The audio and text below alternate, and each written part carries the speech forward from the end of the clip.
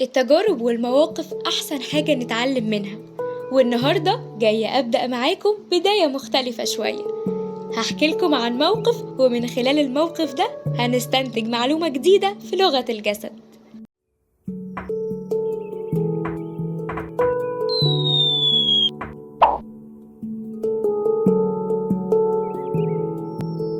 كان في مرة واحد رايح من بلد لبلد علشان انترفيو شغل، وهو قاعد كان مربع ايده وحاطط رجل على رجل، وكان بيبص لبعيد، وكان شكله قلقان إلى حد ما. في أول الانترفيو أصحاب الشركة قالوا إنهم ما كانش عندهم معلومات كفاية يفهموا بيها إيه سبب حركاته دي، لحد ما سألوه عن مديره القديم، ومن اللحظة دي بدأ يفرك إيده الاتنين باستمرار، وكمان قعد يلمس أنفه.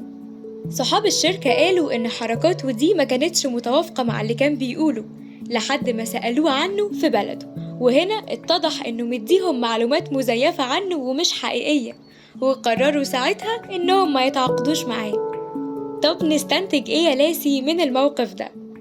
نستنتج إن لمس الأنف أو فرك الإيد الكتير دليل على التوتر، وكمان دليل على الكذب، بالذات لو الكلام اللي بيتقال عكس الحركات اللي بتظهر على الشخص. وإنك لو بتسأل شخص عن حاجة، لو هو صادق هتلاقي جسمه وإيده مسترخية، أو هيشرح ويعبر بإيده في سياق الكلام اللي بيقوله من غير ما يتوتر.